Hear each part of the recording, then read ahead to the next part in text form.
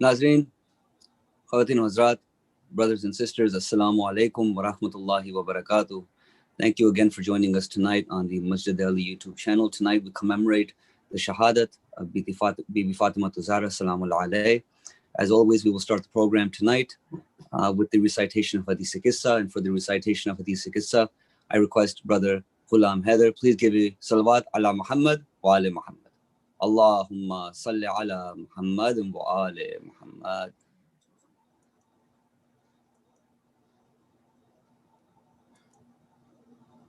Maulana Sahib, can you use the screen?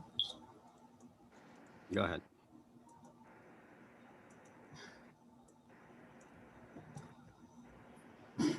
أعوذ بالله من الشيطان الرجيم بسم الله الرحمن الرحيم اللهم صل على محمد وآل محمد اللهم صل على محمد وآل محمد اللهم صل على محمد وآل محمد بسم الله الرحمن الرحيم عن فاطمة الزهراء عليها السلام بنت رسول الله صلى الله عليه وآله أنها قالت دخل علي بي رسول الله صلى الله عليه وآله في بعض الأيام فقال السلام عليك يا فاطمة فقلت عليك السلام قال إني أجد في بدني ضعفا فقلت له أعيذك بالله يا أبتاه من الضعف فقال يا فاطمة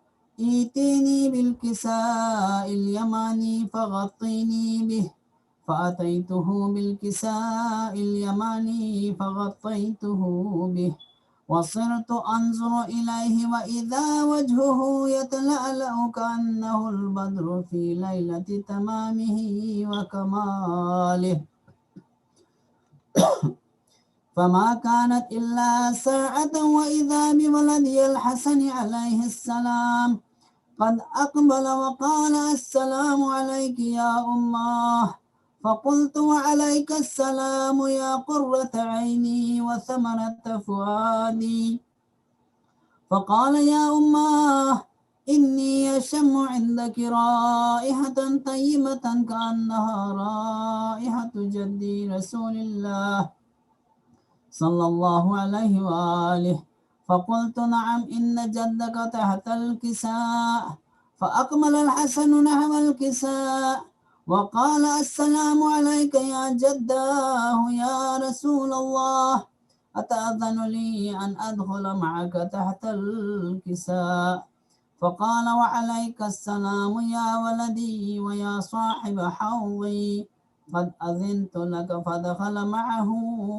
تحت الكساء فما كانت إلا ساعة وإذا بولدي الحسين قد أقبل وقال السلام عليك يا أماه فقلت وعليك السلام يا ولدي ويا قرة عيني وثمرة فؤادي فقال لي يا أماه إني أشم عندك رائحة طيبة كأنها رائحة جدي رسول الله صلى الله عليه وآله فقلت نعم إن جدك وأخاك تحت الكساء فدنا الحسين نحو الكساء وقال السلام عليك يا جداه السلام عليك يا من اختاره الله أتأذن لي أن أكون معكما تحت الكساء فقال وعليك السلام يا ولدي ويا شافع أمتي قد أذنت لك فدخل معهما تحت الكساء فأقبل عند ذلك أبو الحسن علي بن أبي طالب وقال السلام عليك يا بنت رسول الله فقلت وعليك السلام يا أبا الحسن ويا أمير المؤمنين فقال يا فاطمة إني أشم عندك رائحة طيبة كأنما رائحة أخي وابن عمي رسول الله صلى الله عليه وآله فقلت نعم ها هو مع ولديك تحت الكساء. فأقبل علي نحو الكساء وقال السلام عليك يا رسول الله، أتأذن لي أن أكون معكم تحت الكساء؟ قال له عليك السلام يا أخي ويا وسيي وخليفتي وصاحب لوائي، قد أذنت لك. فدخل علي تحت الكساء ثم أتيت نحو الكساء وقلت السلام عليك يا أبتاه يا رسول الله، أتأذن لي أن أكون معكم تحت الكساء؟ قال وعليك السلام يا بنتي ويا بضعتي، قد أذنت لك. فدخلت تحت الكساء فلما اكتملنا جميعا تحت الكساء أخذ أبي رسول الله بطرفي الكساء وأومأ بيده اليمنى إلى السماء وقال اللهم إن هؤلاء أهل بيتي وخاصتي وحامتي، لحمهم لحمي ودمهم دمي، يؤلمني ما يؤلمهم ويحزنني ما يحزنهم، أنا حرب لمن حاربهم وسلم لمن سالمهم وعدو لمن عاداهم ومحب لمن أحبهم، إنهم مني وأنا منهم، فاجعل صلواتك وبركاتك ورحمتك وغفرانك ورضوانك علي وعليهم، وأذهب عنهم الرجس وطهرهم تطهيرا. فقال الله عز وجل يا ملائكتي ويا سكان سماواتي، إني ما خلقت سماء مبنية ولا أرضا مدحية ولا قمرا منيرا ولا شمسا مضيئة ولا فلكا يدور ولا بحرا يجري ولا فلكا يسري إلا في محبة هؤلاء الخمسة الذين هم تحت الكساء. فقال الأمين جبرائيل يا رب ومن تحت الكساء؟ فقال عز وجل هم أهل بيت النبوة ومعدن الرسالة، هم فاطمة وأبوها وبعلها وبنوها.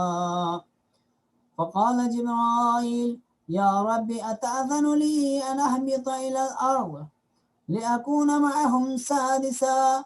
فقال الله نعم قد أذنت لك. فهبط الأمين جبرائيل وقال السلام عليك يا رسول الله، العلي الأعلى يقرئك السلام ويخصك بالتحية والإكرام ويقول لك وعزتي وجلالي إني ما خلقت سماء مبنية ولا أرضا مدحية ولا قمرا منيرا ولا شمسا مضيئة ولا فلكا يدور ولا بحرا يجري ولا فلكا يسري إلا لأجلكم ومحبتكم، وقد أذن لي أن أدخل معكم، فهل تأذن لي يا رسول الله؟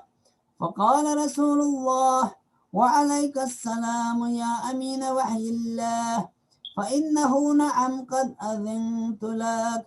فدخل جبرائيل معنا تحت الكساء فقال لأبي إن الله قد أوحى إليكم يقول إنما يريد الله ليذهب عنكم الرجس أهل البيت ويطهركم تطهيرا. فقال علي لأبي يا رسول الله أخبرني ما لجلوسنا هذا تحت الكساء من الفضل عند الله. فقال النبي صلى الله عليه وآله والذي بعثني بالحق نبيا واصطفاني بالرسالة نجيا، ما ذكر خبرنا هذا في محفل من محافل أهل الأرض وفيه جمع من شيعتنا ومحبينا إلا ونزلت عليهم الرحمة وحفت بهم الملائكة واستغفرت لهم إلا أن يتفرقوا. فقال علي عليه السلام: إذا والله فزنا وفاز شيعتنا ورب الكعبة. فقال أبي رسول الله صلى الله عليه وآله: يا علي والذي بعثني بالحق نبيا واصطفاني بالرسالة نجيا، ما ذكر خبرنا هذا في محفل من محافل أهل الأرض وفيه جمع من شيعتنا ومحبينا وفيهم مهموم إلا وفرج الله همه ولا مغموم إلا وكشف الله غمه ولا طالب حاجة إلا وقضى الله حاجته. فقال علي عليه السلام: إذا والله فزنا وسعدنا وكذلك شيعتنا فازوا وسعدوا في الدنيا والآخرة ورب الكعبة. اللهم صل على محمد وآل محمد. Thank you very much, Brother Ghulam Haider, as always, for your recitation. Khawateen Hazrat, brothers and sisters, Assalamu alaikum wa rahmatullahi wa barakatuh. As always, thank you once again for joining us tonight on the Masjid-e-Ali YouTube channel. And as mentioned before, we are commemorating tonight the martyrdom, the Majlis of Bibi Fatima to Zahra Salamul Alayh. As always, the program will start with the Urdu portion of the program, which will consist of the Urdu recitation of the Saw Salam and Marsiya, followed by a lecture by our very own Maulana Rizwan Rizvi Sahab, which will then be followed by Noha and then Ziyarat. And isi ke saath phir let's start this program. Ek salawat padhiye ala Muhammad wa ale Muhammad. Allahumma salli ala Muhammad wa ale Muhammad. اس سے پہلے کہ میں جناب ہاشم رضا صاحب کو دعوت دوں سو سلام مرثیہ کے لیے، 4 مصرے ہیں، ملاحظہ فرمائیے اگر اجازت ہو تو، کہ وہ طہارت کا گھر، وہ شجاعت کا در، وہ طہارت کا گھر، وہ شجاعت کا در، بن کے پاکیزگی کی فضا آ گئیں، جن کی عظمت میں محمد خود کھڑے ہوں، کائنات میں کوثر کی ملکہ فاطمہ آ گئیں۔ ایک صلوات پڑھی علی محمد و آل محمد۔ اللہم صلی علی محمد و آل محمد۔ اسی کے ساتھ میں درخواست گزار ہوں اور دعوت دیتا ہوں سو سلام مرثیہ کے لیے جناب ہاشم رضا صاحب سے۔ صلوات علی محمد و آل محمد۔ اللہم صلی علی محمد و آل محمد۔ جگر نعرہ صلوات، اللہم صلی علی محمد و آل محمد۔ اس سے پہلے کہ میں سلام کے چند مصرے پیش خدمت کروں، حمزہ 2 مصرے آپ کے سامنے پیش کریں گے۔ اور محمد و آل محمد صلوات۔ اللہم صلی علی محمد و آل محمد۔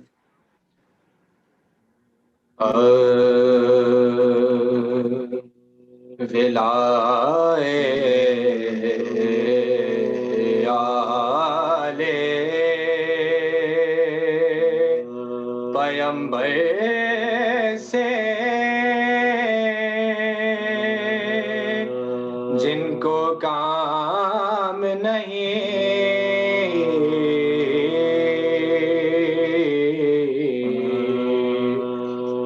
ولائے آلے پیمبر سے جن کو کام نہیں،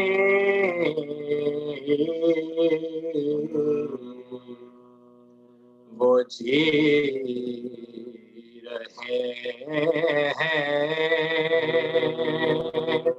مگر زندگی کا نام نہیں،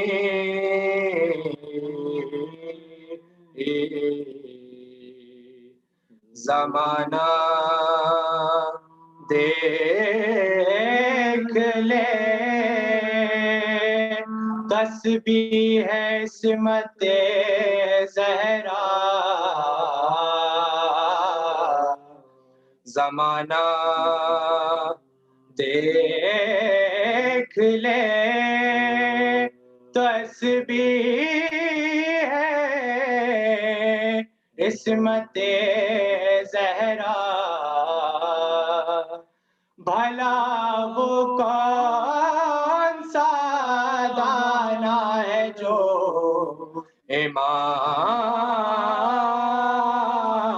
इमाम में नहीं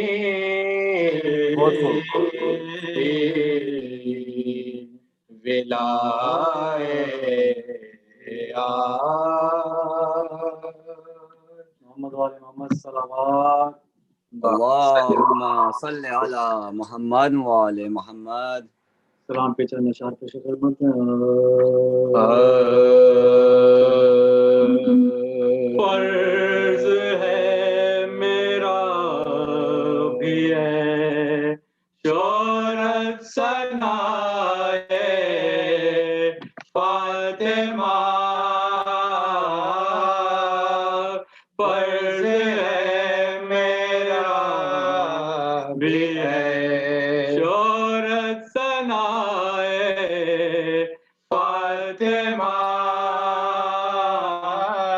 मैं भी हूँ मिन जुमले अहले विलाए फातिमा फर्ज है मेरा भी है शोहरत सनाए फातिमा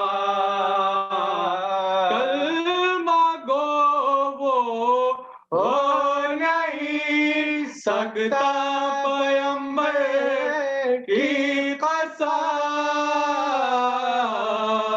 जिसके लब को हो न तो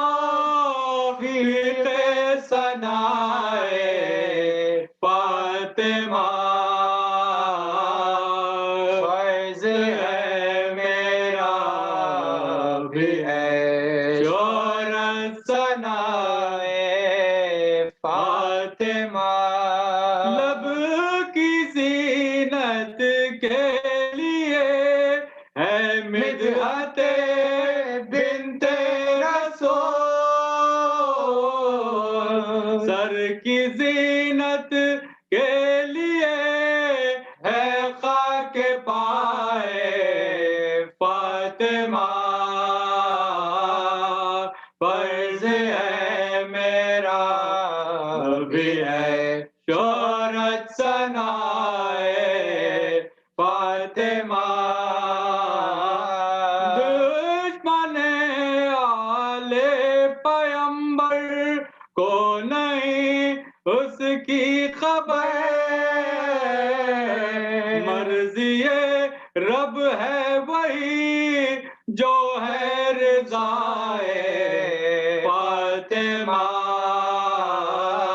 मर्ज़िए रब है वही जो है रिज़ाए फातिमा फर्ज है मेरा भी है शोहरत सनाए फातिमा कर गया वाज़े वो के मंजिले बिन्ते रसूल चरख से तारा जो उतरा था बनाए फातिमा फर्ज है मेरा भी है शोहरत सनाए फातिमा था यही मकसद रसूल अल्लाह की ताज़ीम का अपनी मंजिल अपने मुँह से क्यों बताए फातिमा फर्ज है मेरा भी है شہرت ثنائے فاطمہ میں تو بس سمجھاؤں ہے کلمہ گویا نے رسول روح کلمہ ہے حقیقت میں ثنائے فاطمہ فرض ہے میرا بھی ہے شہرت ثنائے فاطمہ میں بھی ہوں من جملہ اہل ولائے فاطمہ فرض ہے میرا بھی ہے محمد صلوات اللهم صل على محمد وآل محمد. فاتحہ. بسم الله الرحمن الرحيم.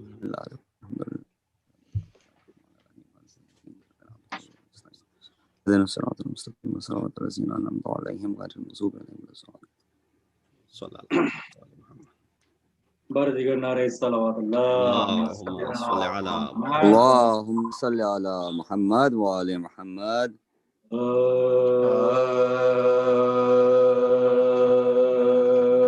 جب خلق سے وقت سفر فاطمہ آیا تب زینب کلثوم کو پاس اپنے بلایا روئی بہت اور بیٹے کو چھاتی سے لگایا زینب کے دیا میں ہاتھ اور یہ سنایا زینب کے دیا ہاتھ میں ہاتھ اور یہ سنایا اے زینب بے کس میری دولت سے خبردار محبوب الہی کی امانت سے خبر محبوب الہی کی امانت سے خبردار بیٹی سے زہرا نے بڑے دکھ سے ہے پالا یہ روح میرے جسم کی ہے گیسو والا سمجھی سے آنکھوں کی ضیا گھر کا اجالا حجرے سے کبھی گرم ہوا میں نہ نکالا حجرے سے کبھی گرم ہوا میں نہ نکالا سوئی ہوں تو پہلے سے چھاتی پہ سولا چکی بھی جو پیسی ہے تو گودی میں لٹا چکی بھی جو پیسی ہے تو گودی میں لٹا اے لاڈلی اس لال کا دشمن ہے زمانہ شبیر کو میرے نظر بد سے بچانا تکلیف سے لیجیو عذاب اٹھانا صدقے گئی مادر کی وصیت نہ بھلانا صدقے گئی مادر کی وصیت نہ بھلانا ہر رنج میں اس بھائی کے کام آئی او زینب جائے یہ جدھر ساتھ چلے جائے او زینب جائے یہ جدھر ساتھ چلے جائے او زینب زہرا نے کہا بس یہی میری ہے تمنا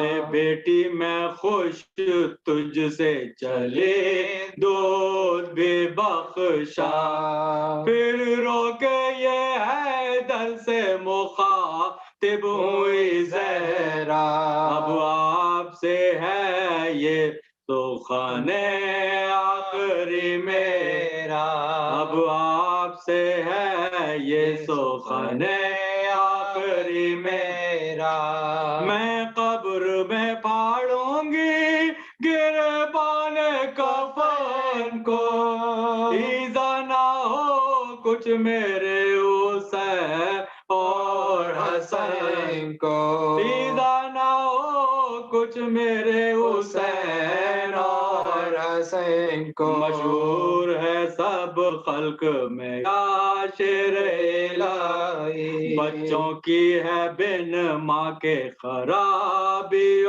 تباہی، سو فاطمہ تو ہوتی ہے اب خلد کی رانی، تنہائی میرے بچوں کی تقدیر نے چاہی، تنہائی میرے بچوں کی تقدیر نے چاہی، لپٹائیو سو بار گلے شام و سحر میں قبر میں تڑپوں گی جو یہ روئیں گے گھر میں قبر میں تڑپوں گی جو یہ روئیں گے گھر میں، جب خلق سے وقت سفر فاطمہ آیا، محمد صلی اللہ اللہم صلی علی محمد وآل محمد وعجل فرجہم۔ بہت بہت شکریہ جناب ہاشم رضا صاحب۔ اس سے پہلے کہ میں درخواست گزار ہوں کہ مولانا کو میں دعوت دوں، 4 مصرے ہیں، ملاحظہ فرمائیے۔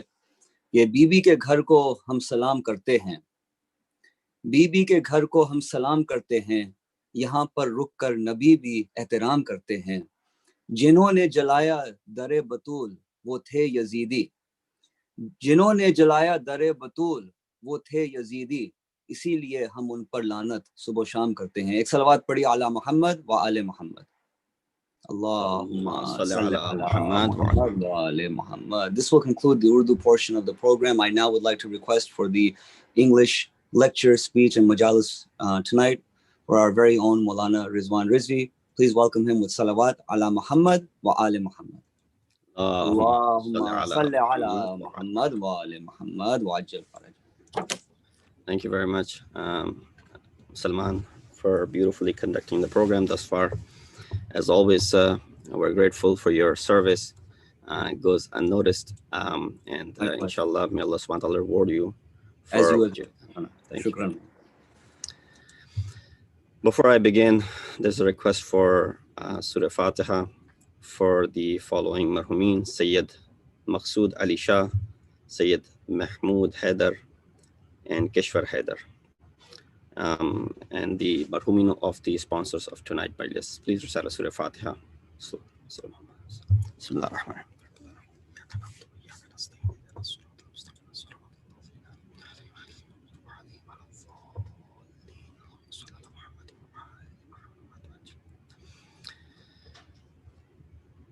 أعوذ بالله من الشيطان الرجيم. بسم الله الرحمن الرحيم.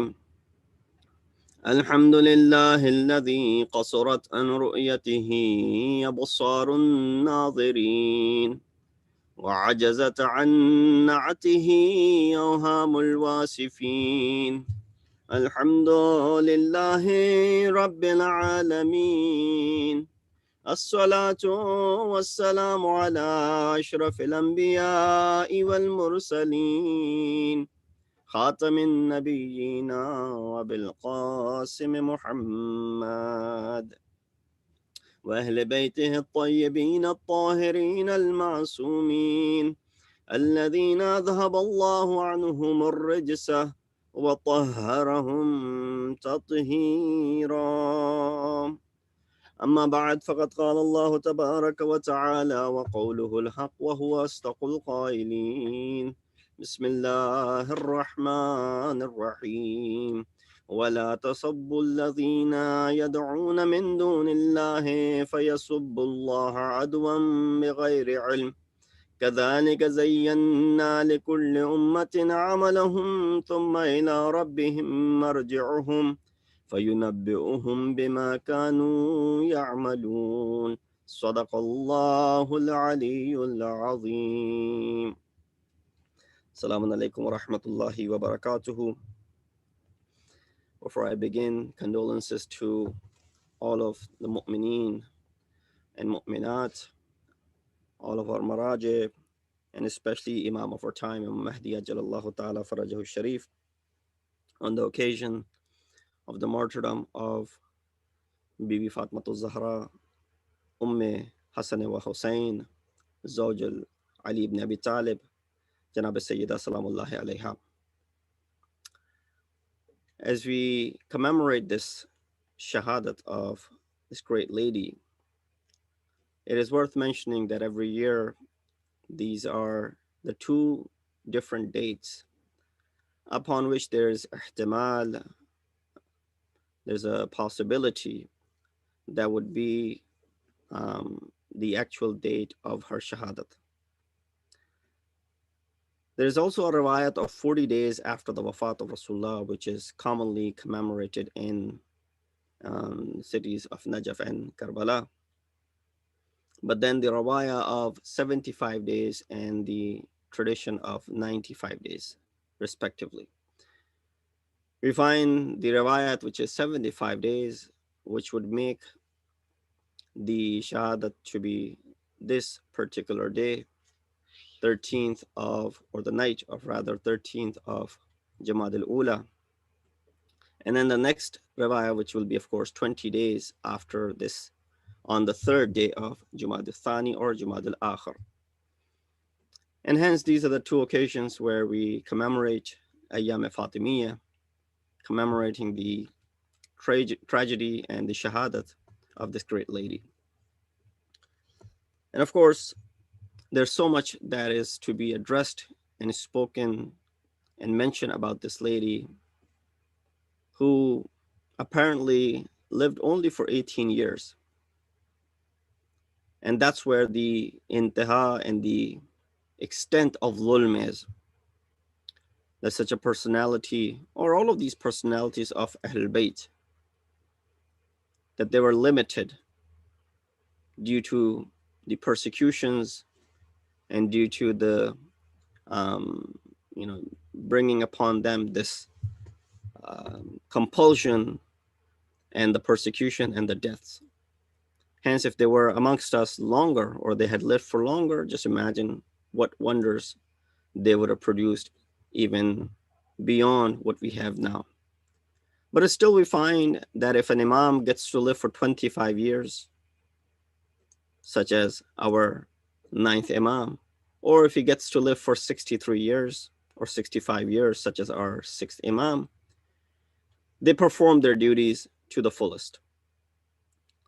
But the more, of course, time had they spent, and their times were not limited by the cruel tyrant rulers of the time, then of course we would have been far ahead as far as the increment of our knowledge is concerned. The ayah which I chose for tonight's discussion is from Surah An'am, verse number 108. In this ayah number 108 of Surah An'am, Allah subhanahu wa ta'ala says, "Do not abuse those whom they invoke besides Allah." So, of course, referring to those who are maybe kafir or unbelievers or disbelievers who invoke other than Allah subhanahu wa ta'ala, wahdahu la sharik. So do not abuse them, those who invoke someone other than Allah, lest they should abuse Allah out of hostility.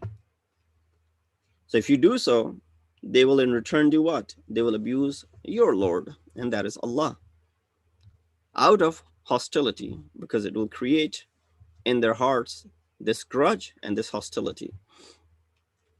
And they will be doing it what? Without any knowledge, because they don't have any knowledge about it. That is how to every people we have made their conduct seem decorous, decorated, that everyone thinks that they're on the right path. Nobody's going to say that I'm on the wrong path. If they would say that, they won't follow that path. So their path is decorated for them. And that's why they adhere to it. They stick to it. That's what Allah says. That is how every people, we have made their conduct seem what? Good to them. Then their return will be to their Lord, and He will inform them concerning what they used to do. There are many divisions in fiqh Islami, in Islamic jurisprudence, about the ahkam. One of the divisions of ahkam-e-ilahi, upon which the rules and the laws have been stipulated by the scholars of ilm usul, or the principles of jurisprudence, is divided into two parts known as al-ahkam al-awwaliyya wal-ahkam al-thanawiyya. Ahkam al-awwaliyya, ahkam is the plural for hukm. Hukm is a law. Awwaliyya would translate as the primary, and thanawiyya will translate as the secondary. So if you were to translate al-ahkam al-awwaliyya, you would say ahkam which are primary. And if you were to say ahkam al-thanawiyya, you would refer to them as ahkam, those are secondary. Now, what is the meaning of these two? And how does it concern us? And why am I bringing this into this concept? Inshallah, it will become clear as we progress. Let me just explain briefly, without going into too much of depth and detail, because you're here to listen to the fadail and the masaib of Janab Fatima Zahra salamullahi alayha. If a hukum or a law has been stipulated without paying any attention to the things that might affect it, such as ijbar or istirar or coercion or force, similarly, without paying any attention to the state of doubt and ignorance by those who are duty bound, such as you and I, those who are mukallaf, it is called hukm awwali, primary law, such as the obligation of salat and the prohibition of eating something which is forbidden, carcass, for example, maita. So prayer is hukm awwali, that you have to pray. It's obligatory upon you. As long as there aren't any other conditions attached to it, it remains hukm awwali, second primary rule, primary law. Similarly, maita or carcass is not allowed for you to consume. Animal has to be slaughtered Islamically. If it's not slaughtered Islamically, then you can't consume it, and that's hukm awwali. And I'll give you an example of that from Quran. Whereas hukm thanawi, or the secondary law, as opposed to hukm awwali, the primary, is a law which has been stipulated due to secondary reasons in mind and in perspective. Because there will be a time, there will be some conditions that are placed, special instances where we are duty bound, so we have to perform our actions. In other words, when secondary conditions are placed on a hukm, the mawdu and the title of this hukm changes, such as coercion, when someone is put under force or something has to be done by force. When you despise something, there's kirahat in it. When there's haraj, difficulty upon you. When there's zarar, harm upon you. Or many other reasons, such as, for example, you've made a covenant, you've made another, you've taken an oath, right? Or there's taqiyya involved. All are the examples of secondary titles. For the duty bound, it is called al-hukm al-thanawi, the secondary law.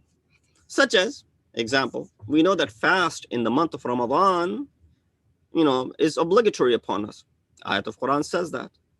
But in the condition of compulsion, istirar, or when a person is sick, marid, or women in certain situations, and as well as the elderly, hukm changes. And the new hukm in these existing conditions is called al-hukm al-thanawi. Because Allah subhanahu wa ta'ala does not want you to do what? وَمَا جَعَلَ عَلَيْكُمْ فِي الدِّينِ مِنْ حَرَجٍ. And Allah has not laid upon you a hardship in religion.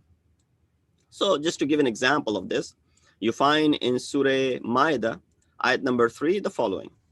Hurrimat, I won't recite the entire ayah, just the first portion of it and the last portion of it. It says, Hurrimat alaykumul maytatu wad-damu wa lahmul khinzir وَمَا أُهِلَّ لِغَيْرِ اللَّهِ بِهِ. And then there's a middle part of this ayah which talks about something else.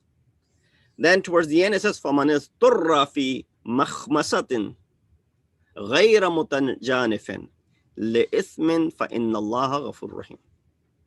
What does it say? It is unlawful for you to consume the following: an animal that has not been properly slaughtered, carcass. So a car hit an animal, it died on the spot. For example, you see a lot of deer laying around, they're dead. Can you pick them up and eat? Of course, from the aspect of it being, clean and even hygienic, that's another story. Well, for example, just in front of you, a car hit a deer, and you say, well, let's go ahead and pick it up and eat it. If it died already by that, then of course it's called carcass. You can't eat it. It has not been slaughtered Islamically. So it says it is unlawful for you to consume the following: animal which has not been slaughtered Islamically, blood, pork, and that upon which which has been offered to other than Allah subhanahu wa ta'ala.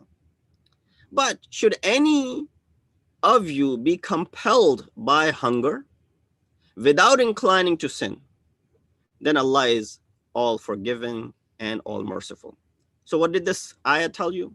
These things are haram. فَمَنِ اسْتُرَّ. So these things are haram is hukm awwali.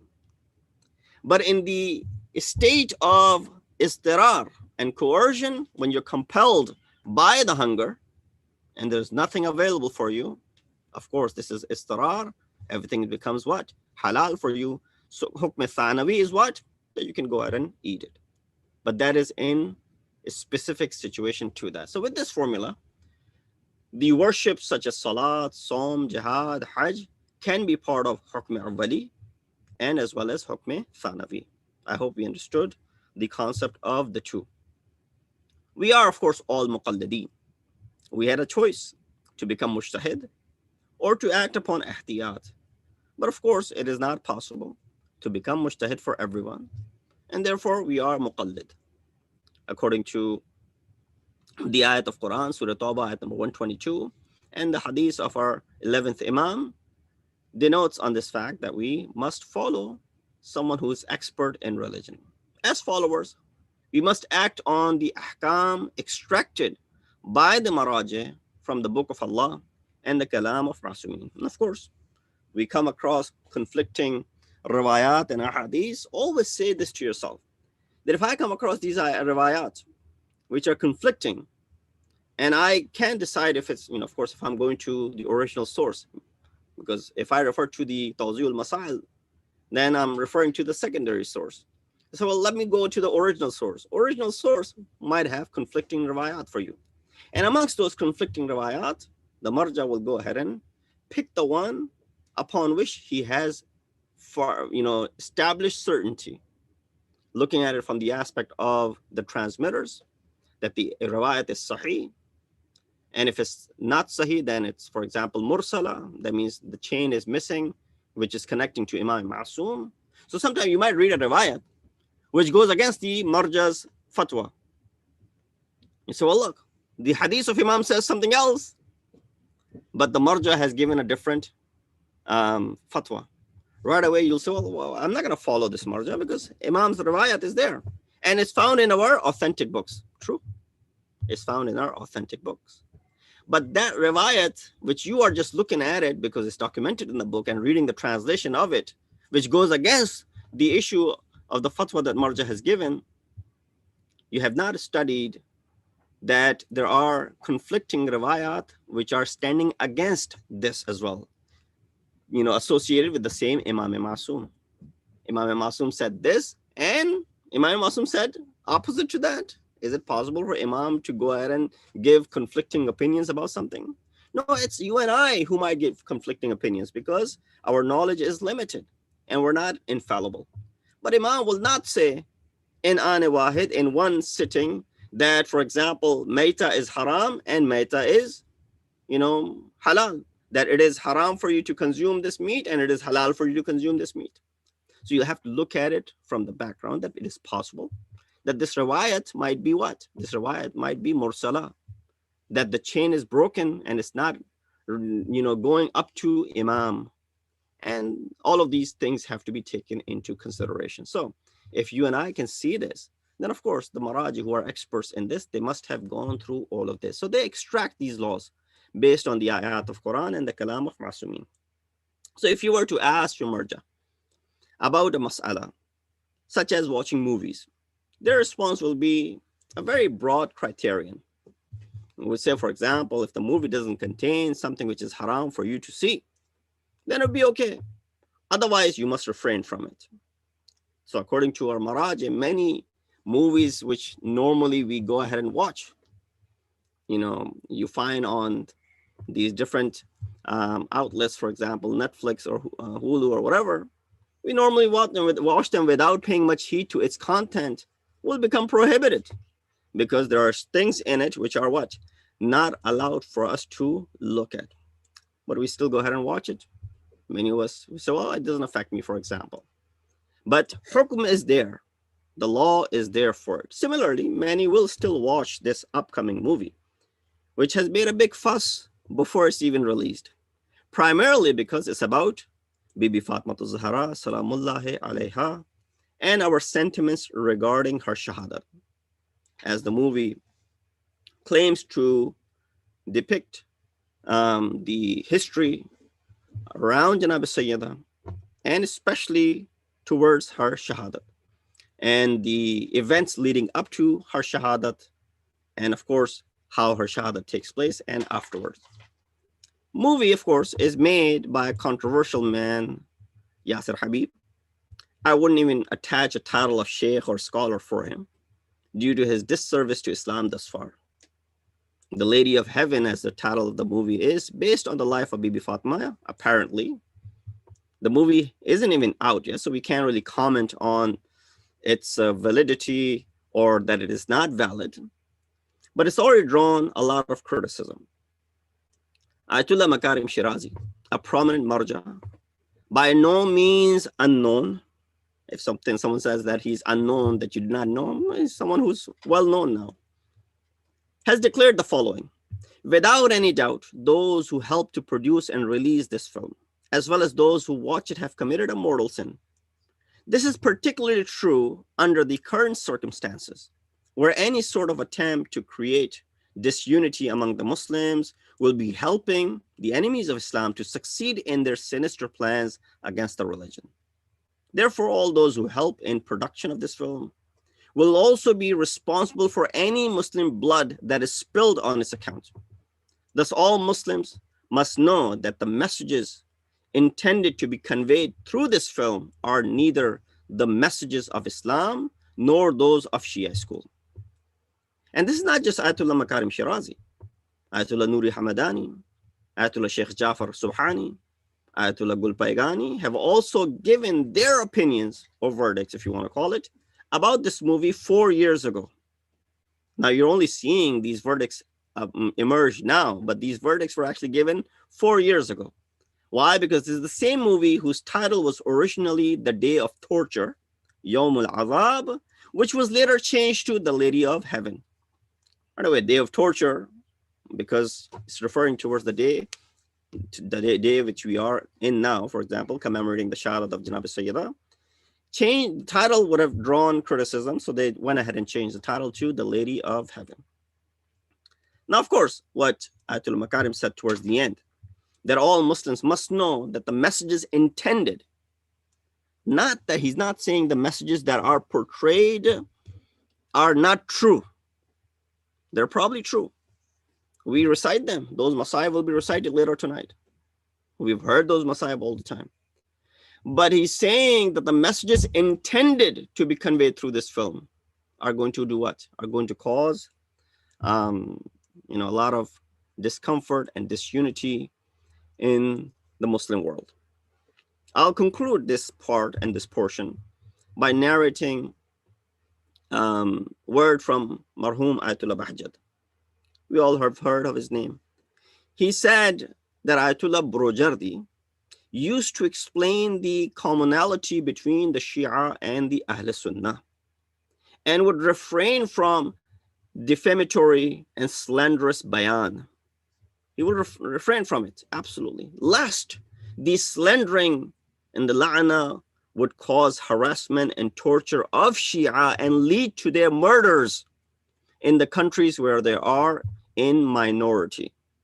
Again, not conflicting what is written to be untrue, but the depiction of that and now making a film about it would lead to what? Would lead to torture and harassment of the minorities, the Shia minorities in the countries where they're in minority. And he continued by saying, if that happens, every drop of blood that is spilled from them, we are partners in the crime. So this is the reason why I brought about Hukm Awwali and Hukm Thanawi, the primary reason and the primary law and the secondary hukum as far as what our duty is. Now, of course, you are, as I mentioned, that, you know, the criterion for watching a movie is there by Ayatollah Sistani. You go ahead and look it up in his book called The Rules for the Code of Conduct for the Muslims residing in the West. This book, of course, is intended for the people living in the West, and such as you and I. And there are a lot of things that are mentioned in it for us, especially the youth. And if you go into the section which is talking about the youth issues in that book, Code of Practice for the Muslims living in the West, you can find it online as well.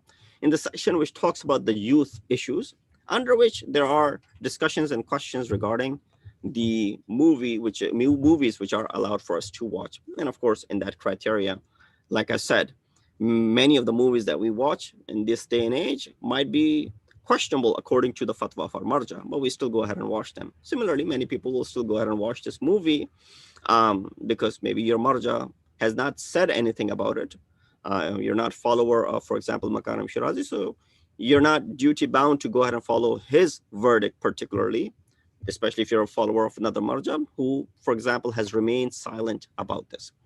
Now, let me bring you back to the day which is dedicated for this lady, the day upon which her tragic shahadat takes place.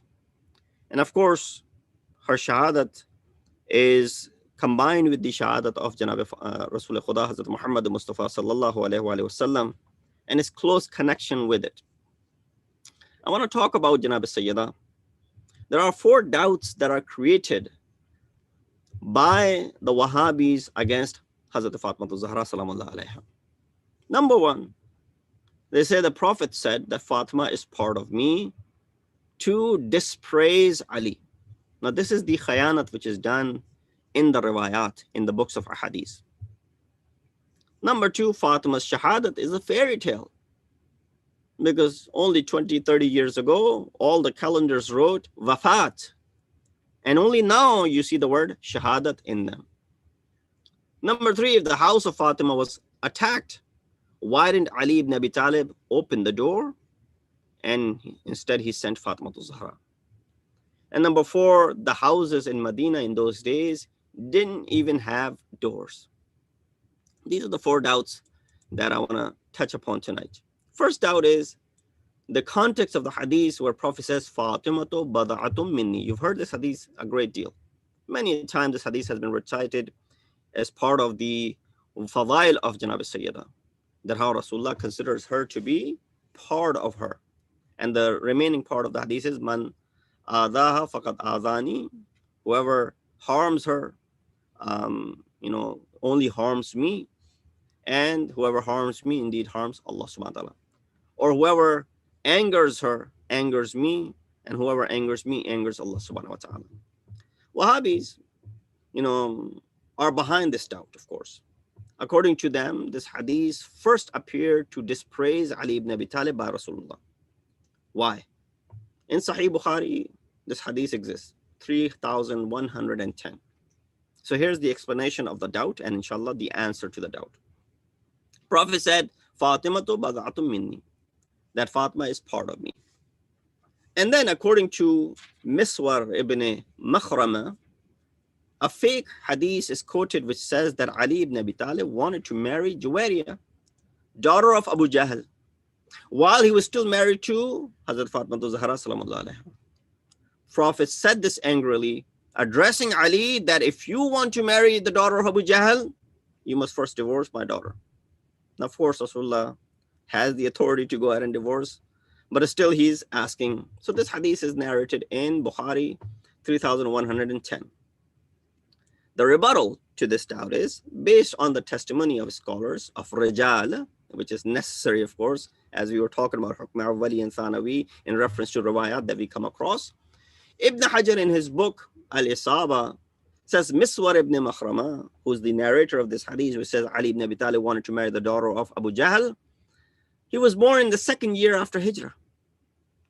Similarly, a scholar of Ahl Sunnah from Al-Azhar wrote in his book, Fatima Zahra, page 170, that the narration about the proposal from Ali to Juwayriya was also in the 2nd year after Hijrah. Therefore, narrator Miswar was not even born at that time, or if he was probably a few days old or is still an infant.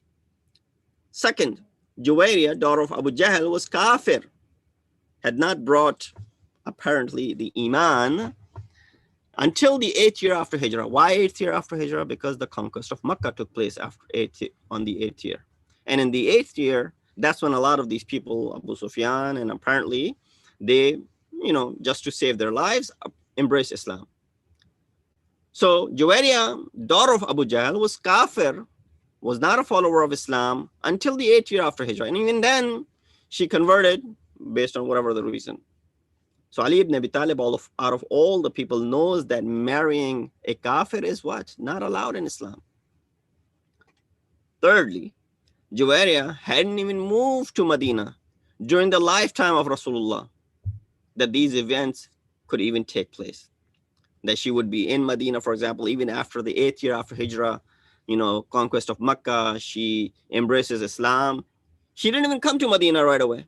Stayed in Makkah until the wafat of Rasulullah, which is the 11th year of Hijrah. So when she hadn't even come, this proposal didn't even go, this marriage, which is a fairy tale, which never took place. And therefore, we find that Juwayriya hadn't even moved to Medina. So Rasulullah would not have any reason to go ahead and say anything to Ali ibn Abi Talib. So of course, this is something which is concocted. This is something which is fabricated. And this sort of fabrication was all along the way. And you find them in the books. By little bit of tatabbur, by a little bit of paying attention to some of the historical events, you can easily find out how false and weak their claims are. Second doubt, Janab Fatma's Shahadat is a fairy tale. Only in the past 25 years, calendars started writing Shahadat and not Wafat. True, it's possible. Another ridiculous doubt created by the Wahhabis is in regards to the word Shahadat or the word Wafat. According to them, it was added later on, only recently. Answer to this doubt is Ibn Taymiyyah in his book Minhaj al-Sunnah, page 220, writes, the workers of first Khalifa entered the house of Fatima by force. Now I'm going to recite these riwayat to prove a point. Juwayni, teacher of Dhahabi, writes in Faraid Samtain that Prophet said Fatima will die maghmuma, maghsuba, maqtula. Maqtula is someone who's attained shahadat. Marhum Kulayni narrates from 6th Imam Jafar al-Sadiq والسلام, that our Jadd Fatima, our mother Fatima, was martyred. So he uses the word Shahida for her. And lastly, Shahrastani in his book Al-Milal wal-Nahl quotes from Nizam that baby died in the womb of Fatima due to attack on her. So these four, keep these four with you. There are many, of course. The time does not permit to go in the details of those. Therefore, all these historians have addressed the death of Janab Sayyida as Shahadat. How? Well, you look at the kalam of Ibn Taymiyyah. He said, the workers of the first caliph entered the house of Fatima by force, and that resulted in her death. So if someone is not dying natural death, that results in, someone's life is being taken. And then Dhahabi also narrates from Rasulullah the word maqtula, And then Kulaini narrates from Sixth Imam about, Imam Sixth Imam says that she was Shahida. And of course, Shahrastani talks about how her house was attacked. So she did not die a natural death because of this pain that was inflicted upon her. That became the reason of her Shahadat. Therefore, all these historians have addressed the death of Janab Sayyidah as Shahadat. So it's nothing new. This is there in the books already. And the word wafat was used sometime, even if it was used sometimes. The word wafat has a broader meaning, which includes those who died naturally and those who were martyred. For example, Rasulullah said this about Imam Hussein. Imam Hussein, about whose shahadat, there's no doubt. He's Sayyidu Shuhada. Rasulullah is predicting this. Amma inna ummati satuqtuluhu faman zarahu ba'da wafatihi kataballahu lahu hajjatan min hajaji. He said, my nation will kill him, and whoever visits him after his wafat. So wafat is being used for Imam Hussein. For a fact, we know that Imam Hussein is what? Sayyid al-Shuhada, not the Shaheed, but he's the master and he's the leader, Sayyid and Sardar of all of the Shuhada. Allah will write the reward for such person, one Hajj from my Hajj. Similarly, about Imam Ali, we find this riwayah. It says, Kharaja Ubaidullah ibn Abbas ibn Abdul Muttalib ila nas ba'da wafati aliyin. That Ubaidullah ibn Abbas, son of Abdul Muttalib, came to people after the wafat of Ali ibn Abi Talib and after the burial of Ali ibn Abi Talib. And he said, Inna Amir al-Mu'mineen rahimahullah ta'ala qad tuwaffiya birran taqiyan adlan mardiya. That indeed Amir al-Mu'mineen, may Allah's mercy be upon him, has died, has passed away, righteous, muttaqi, adil, and Allah is radhi with him. So he said, Ba'da wafati Ali, and use the word wafat. Regarding Hazrat Hamza, who's also given the title of what? Sayyidu Shuhada. He says, Minha ba'da wafati Hamza ibn Abdul Muttalib, and so on and so forth. So the word wafat is used for Hazrat Hamza, who was given first the title of Sayyidu Shuhada. And about Hazrat Ja'far al-Tayyar, Aisha narrates that قالت لما أتت وفاة جعفر عرفنا في وجه رسول الله الحزن. He said, when we heard the news of the wafat of Ja'far, we saw the asar of grief on the face of Rasulullah while Ja'far was martyred in the battlefield after the battle of Mauta. So the word wafat is used. So therefore, we understand that the word wafat has a broader meaning, which includes those who died naturally and those who were martyred. So go ahead and creating this doubt that Janab Sayyidah died naturally is ridiculous. The fact that she was shaheed and did not die a natural death is proven through those first few ahadith that I recited. And even if the word wafat was used earlier, it did not contradict with the fact that she was shaheeda. The third doubt is, why didn't Imam Ali go to the door? You all recite this riwayah, and you will hear this in the Masaib that Janab Sayyidah went to the door, answered that, oh, son of Khattab, that are you going to attack this house? Are you going to burn the house? Upon which Rasulullah used to say, Assalamu alaikum ya ahla bayt nubuwah. And he said, yes. He said, even if the daughter of Rasulullah is in it? And he said, yes.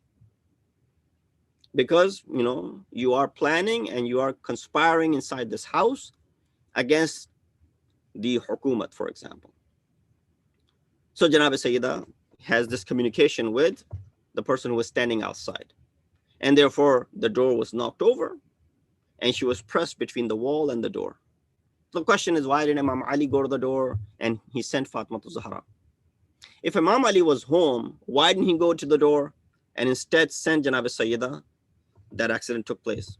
It wouldn't have taken place if she hadn't gone. Usually the men would go and open the door. It is not a norm, especially in the Arab culture, for women to open the door while men are at home. Usually the women, and that too Janab Sayyidah, out of all the people. So answer to this doubt is that Ibn Asakir in his Tarikh Dimashq, here, and I have these, documented these references if anyone needs it. The Prophet was home when someone knocked on the door, and he said to Salma, Ya Salma, qumi faftahi lahu. "Oh, Salma, oh, open the door." So Rasulullah, who is above the ghayrat of every mu'min, every human being, his zeal, his ghayrat is above everyone. Still he says to Ya Salma, "Qumi faftahi lahu." In the same, he further writes that Umar ibn Khattab came and knocked on the door of Rasulullah. Rasulullah was home, but he told Hazrat Khadija, "Iftahi ya Khadija." And similar instance with Imam Ali, that when he came to the door, he asked her to open the door. Are the Wahhabi scholars more zealous than Rasulullah? They have more ghairat than Rasulullah, that Rasulullah is not getting up to open the door and sending his wife? And, different riwayat mention different wives. So is Rasulullah also in the same category? Based on what Ibn Taymiyyah wrote in Minhaj Sunnah, nobody opened the door. Janab Sayyida did not go to open the door at all. Who's saying that anyone went to open the door? Janab Sayyida just went to do what? To remind everyone who was standing on the other side of the door that who's inside the house. Whose house is this? Whose door this is? This is the bab upon which Rasulullah used to say, "Assalamu alayka ya Ahl Bayt an-Nubuwwah." This is the house in which wahi has been revealed. This is the door which remained open when all the other doors were closed, for example, from the masjid. So Ibn Taymiyyah, of all the people, writes in his Minhaj Sunnah that nobody opened the door, rather it was brought down. It wasn't that, these people came and they knocked on the door and Imam Ali said, "Go, Fatima, go ahead and open the door." No. There was this commotion. She goes up and she answers, but she wants to speak. You see, these are the sentiments that are so important to us. How Imam Hussein on the day of Ashura, when he's standing against the enemy, he introduces himself as what? Ana ibn Fatima bint Rasulullah.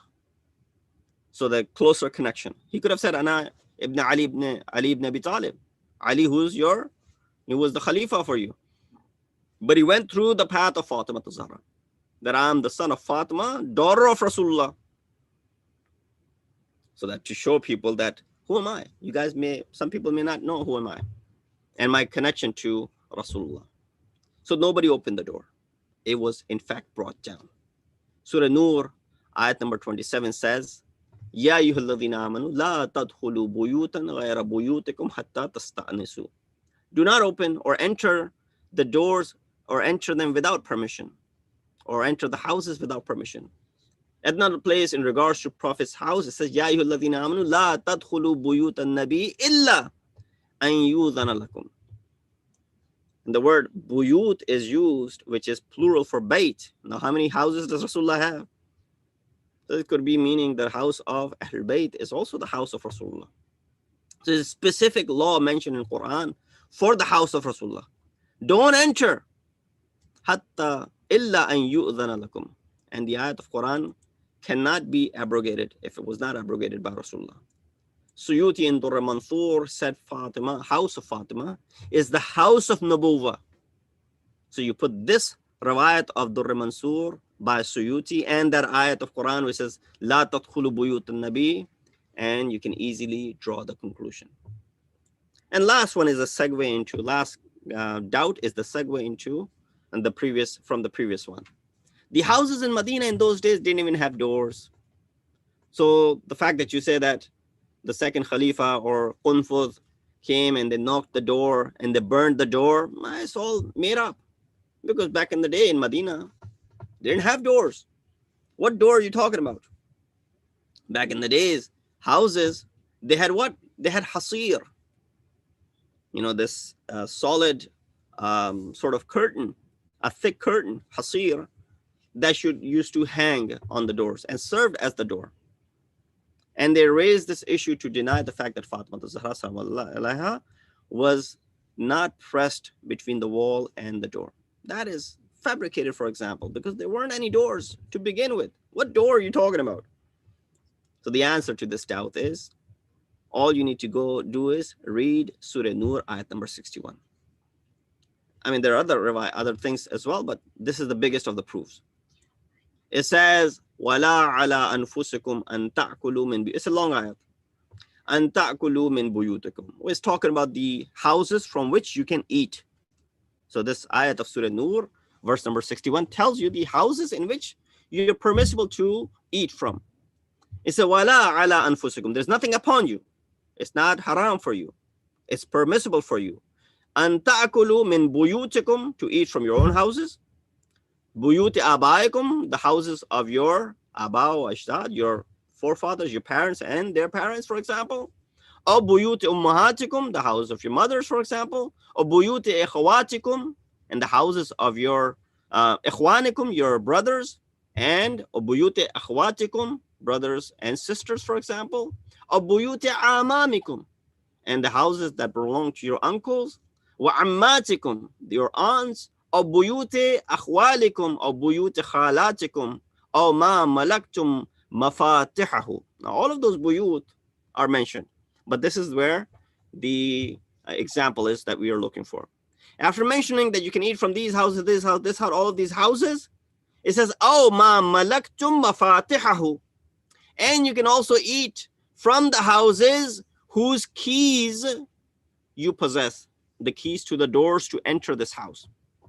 Now the question is, if the houses didn't have any doors and locks, why would Quran say whose keys are in your possessions? Do you apply keys to curtains and hasir? You don't need keys and to open the hasir, this जिसको उर्दू में शायद कहते हैं टाट का पर्दा अगर लटक रहा है, तो you don't need any keys to open it. Unfortunately, the perpetrators of this doubt lack knowledge of Quran as well, because Quran clearly says that you can eat from the houses whose keys you have, and the keys are usually applied to the doors and not to a curtain.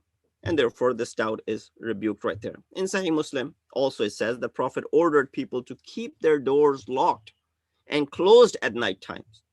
So what doors if there weren't any doors in Medina?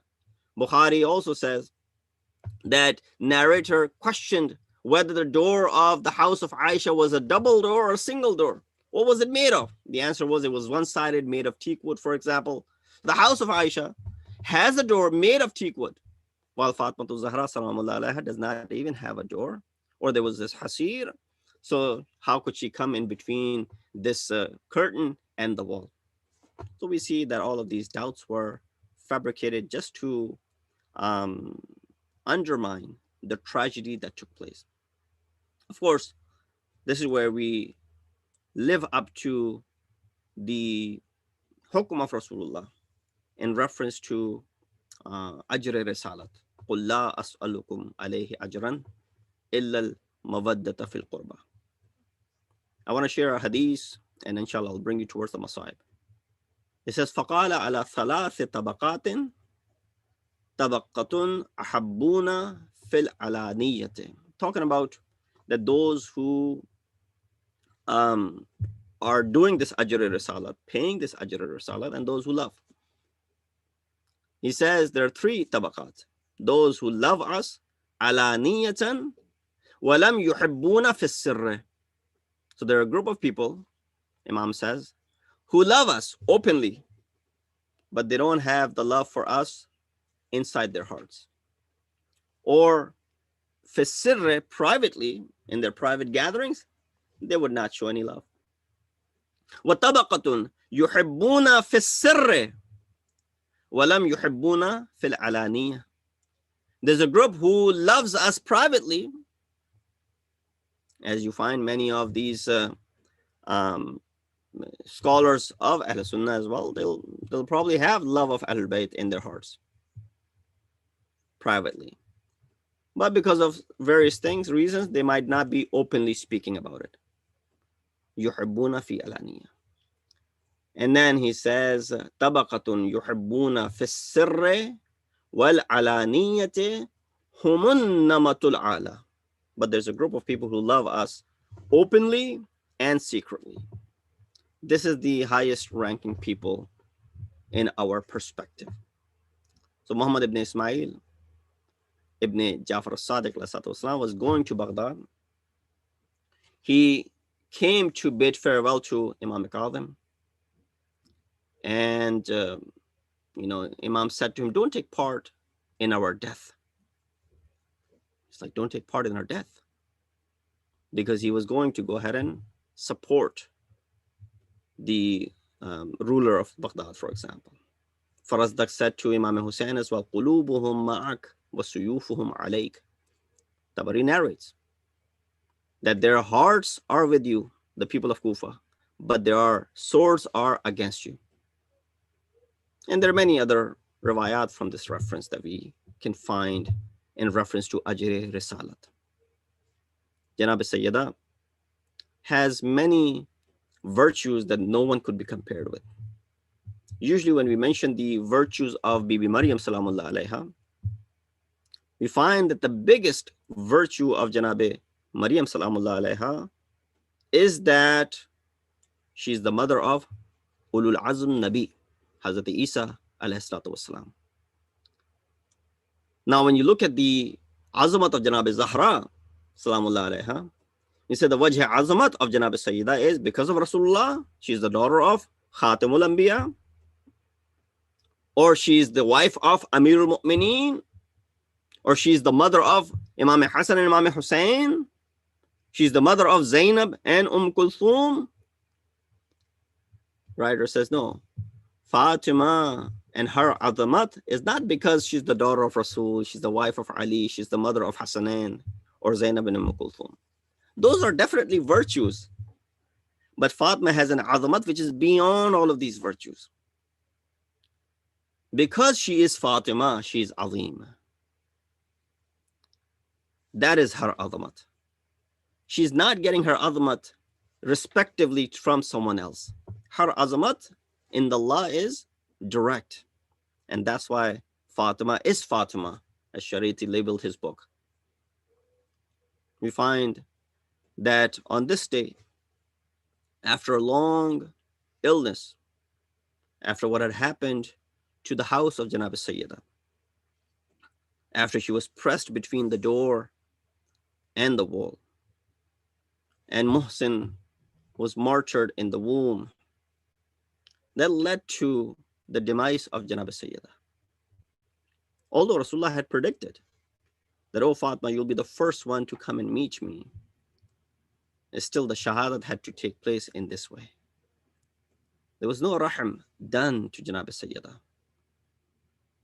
If there wasn't any commotion, then we find all of these khutbahs, and we easily embrace the fact that Amir al-Mu'mineen did not raise his sword, and he continued to say that, you know, if it wasn't for the ahad and the covenant of Rasulullah, I would show you who's more, who's got more power and who's more brave, as you've seen my bravery in the past.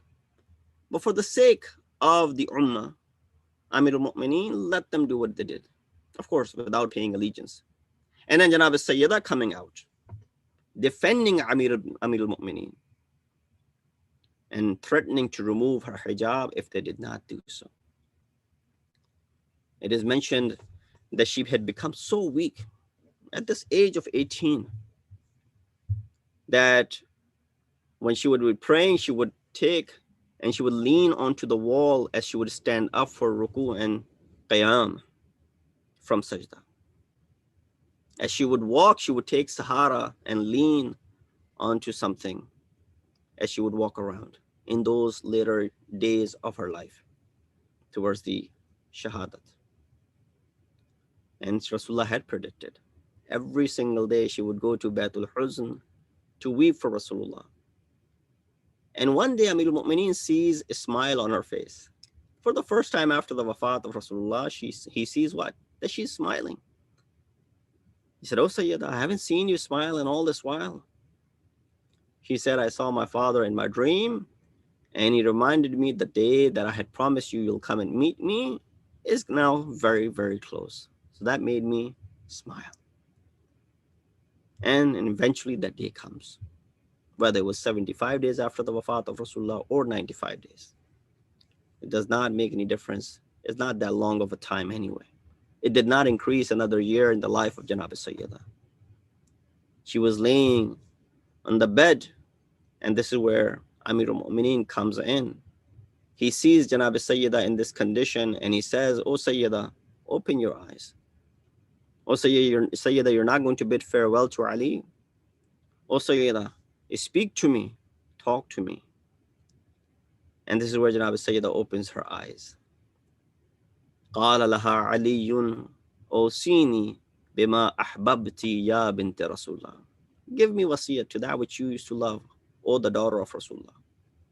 فجلس عند راسها. He sat next to her head, and so he kept her head. وأخرج من كان في البيت, and everyone left the house, whoever in the house. ثم قالت يا ابن عم, and she addressed him, O son of my uncle. يا ابن عم, so reminding him of her relationship. Of course, she's the wife, but speaking from that relationship. ما عهدتني كاذبة ولا خائنة ولا خالفتك منذ عاشرتني. That I did not lie, did not, I don't want to even translate this word in English, kha'in. I did not do any khiyanat to you.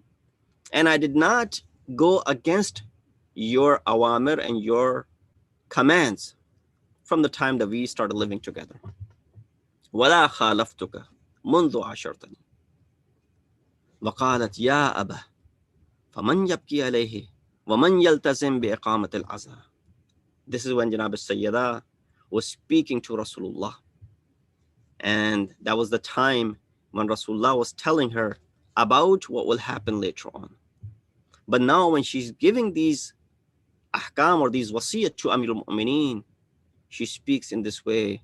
She says that the day has come that everyone has to leave. I am leaving in this day. But O Ali, Ana Fatima bint Muhammad, zawwajani Allahu minka. Allah married me to you. لأكون لك في الدنيا والآخرة, so that I could be yours in this world and in the hereafter. أنت أولى بي, you are superior to me. من غيري حنتني وغسلني وكفني بالليل وصل علي وادفني بالليل. Do my hunut yourself. Give me ghusl by yourself, and give me kafan at nighttime and bury me at nighttime. All of these are the straight commands of Janab Sayyida to Ali ibn Abi Talib, the one who's the daughter of Khatimul Anbiya, the one who's the leader of the women of the paradise, the one who's the mother of Hasanain, Sayyida Shawab Ahl al-Jannah, who's leaving this world in such a way that she can't even have a proper ritual of her burial. How unfortunate it is when we look at our own marhumeen and their janaza, where 40 mu'mineen are present making dua for them. We find that the janaza of Janab Sayyida was raised, but there are only few people in it. And she did not allow those who did dhulm to her to be present, and that was the reason that she was buried at night time. The janaza was taken, Abu Dhar was there, Ali was there. Some riwayat mentioned that they went toward Baqi and the qabr and the grave was already dug up. It said, Ilayya, to me, bring it to me. And some riwayat mentioned that Imam Ali knew that people will have nizar after the shahadat and the wafat of Janab Sayyida and after her burial. And they might try to do something mischievous. So he dug many graves so that the grave of Sayyida would not be found that easily. And unfortunately, even till this day, we do not know where the actual qabr of Janab Sayyida is. But we find, O Sayyida, that you left this world, but nobody laid an eye on you, from the fact that your burial was done, from the fact that your rituals were performed, from the fact that Ali, your mahram, performed this ghusl for you, and the hunut and all of those things. But come to Karbala, you see your own daughter Zainab salamullahi alayha, that how her veils have been snatched, how the women in the tents, they are majboor and forced to come out of it, those women who've never come out without proper covering. Oh Sayyida, your last rituals were taken care of in all of the utmost respect. But Janab Sayyida, yes, it was difficult for you. How difficult it was, to the extent that when Ali ibn Abi Talib called all the children, come and bid farewell to your mother, and the children would come except Hussein, and Hussein would not come until he said that I won't come until my mother herself calls me. And this is where riwayat mentions the man of the coffin opened. The Zahra, Janab Zahra raised her hands and she said, Ilayya ibni, Ilayya ibni. Inna lillahi wa inna ilayhi raji'un. بار الہ ہماری سے بات قبول فرما، ہم گناہ گار ہیں، ہمارے گناہوں سے درگزر فرما، ہمیں اہل بیت علیہ السلام کے نقش قدم چلنے کی توفیق عطا فرما، ہمیں ان کی تعلیمات پر کرنے کی توفیق عطا فرما، ہمیں جناب سیدہ کی سیرت پر عمل کرنے کی توفیق عطا فرما، ہمارے امام کے ظہور میں تعجیل فرما، ہمیں ان کے اعوان انصار میں شمار کر، ربنا تقبل منا انک انت السمیع العلیم. ماتم حسین. آئے غربت زہرا، آئے غربت زہرا، ایک شکستہ تربت پر مرتضیٰ کا ہے نوحہ،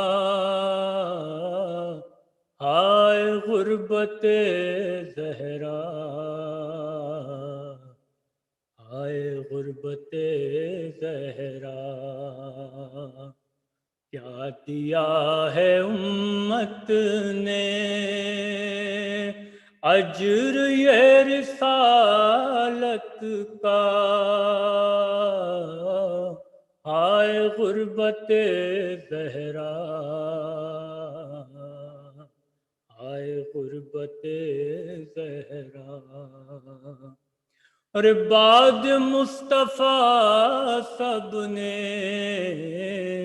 کیسے منہ کو موڑا ہے،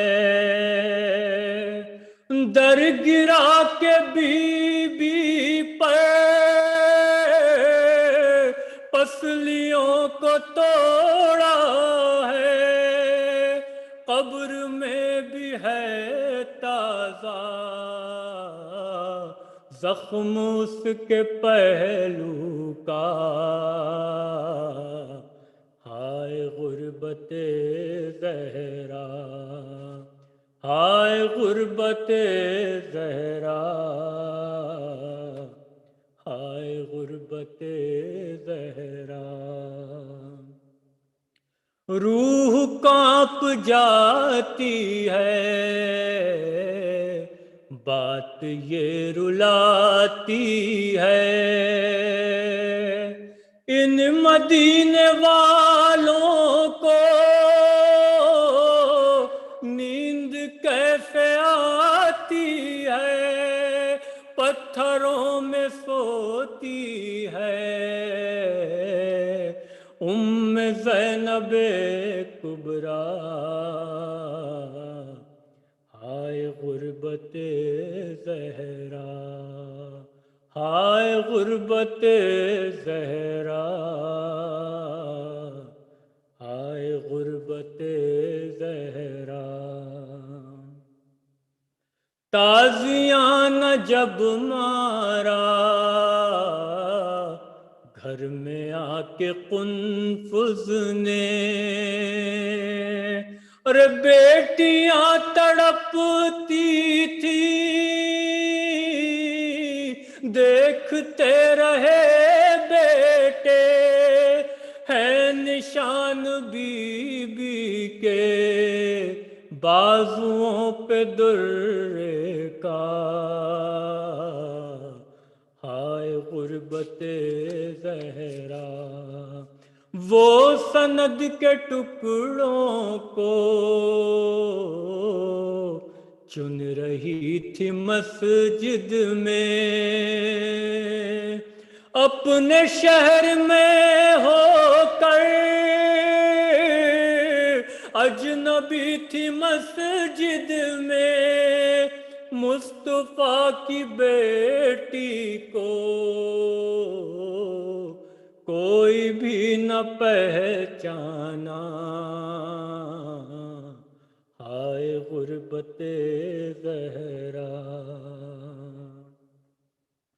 فرش غم بچھاتی تھی گھر میں فاطمہ زہرا، انتظار کرتی تھی رو پرصداروں کا گھر جلا کے لوگوں نے باپ کا دیا پرسا ہائے غربت زہرا ہے یقین تکلم یہ مصطفیٰ بھی روتے ہیں دیکھ کر غریبی یہ انبیاء بھی روتے ہیں دھوپ میں ہے شہزادی قبر پر نہیں سایہ ہائے غربت زہرا ایک شکست تربت پر مرتضیٰ کا ہے نوحہ ہائے غربت زہرا ہائے غربت زہرا